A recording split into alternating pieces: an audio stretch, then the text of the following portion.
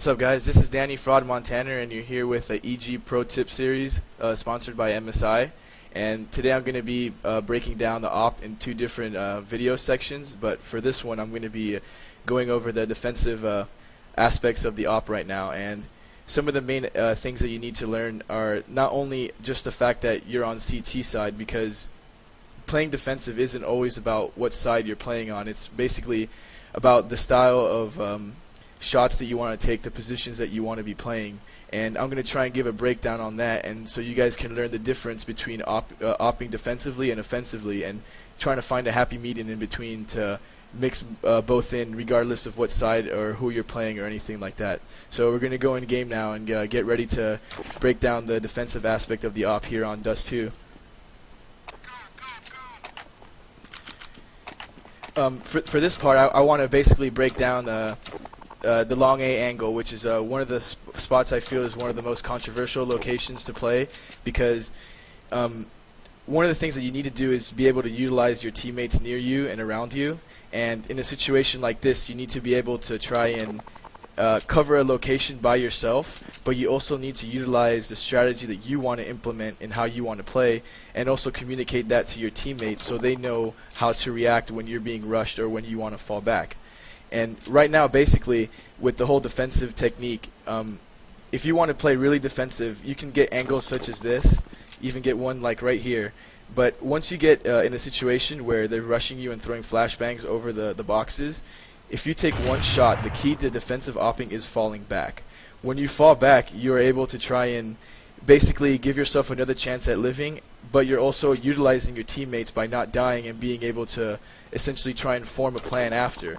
But one of the main things that you have to do while you're in the process of running away is making sure that you get a new angle every single time. For example, if you were to take one shot here, it wouldn't make any sense for you to just run blindly all the way towards the pit where your teammates are. What you need to do is jump off the box and basically try and find a new location where you can scope in and maybe take another shot where you're not at such a high risk, and then be able to continue to fall back and form that plan with your teammates. So for example, if you were to take this shot right here, something that could be good is falling to here and possibly taking another shot, and then also maybe right here to get another guy, maybe catch them slipping.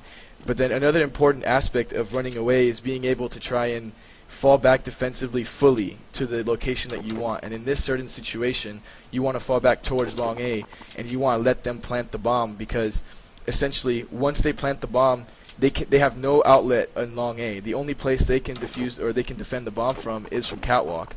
Once you cut off a whole angle of a map, especially with an AWP, your teammates are able to be utilized to their fullest extent by being able to control the long A cave with two players versus, you know, using one player or something like that, while you take cover of anyone who might be where you can catch anyone that might be slipping. And basically, you got to take these types of risks and be able to try and run away as fast as you can, especially when your mindset is playing defensive. Then you want to be able to form a retake with your teammates, whether it be throwing flashbangs from far back while they're around the corner, so they can, you know, turn the corner and swing fast, or throw flashes deep into catwalk to basically push them back. Because once you have this certain situation, the bomb is planted in the default position right there, you're able to angle up as well with an AWP, and you can just hold angles like this and allow your teammates to defuse the bomb. And that's also important. You need to make sure that you never defuse the bomb, because an AWPer is the most powerful weapon and player to be covering anyone in any situation. Now, basically, when you're playing defensive, like when you're playing on defense, you have to form either offensive or defensive tactics. But right now I'm going to go into the offensive opping, which is basically just opping as T-side. Now, a key thing when it comes to defensive opping is once the bomb is planted, you have to shift your focus to being defensive minded. Being able to do that will help you secure the bomb site, as well as delay plenty of time on the clock, which in turn puts the pressure on your opponents. You definitely want to be able to do this, because if you get over aggressive when the bomb is ticking, you're going to end up dying, and you being dead is probably the worst thing that can happen to your team, especially when you're in a situation where you have an AWP and the bomb is planted for you. If you go over aggressive, you don't give your teammates the chance and the security of basically cleaning up the round.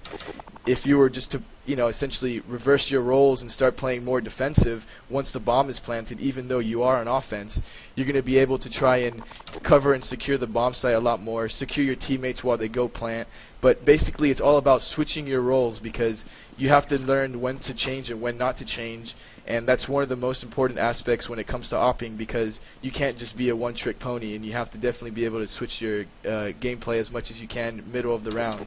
And that pretty much wraps it up for the defensive opping right now. And I basically have given a breakdown of this in one of my other projects, which was taofrod.com. It's basically just one of my guides that I did.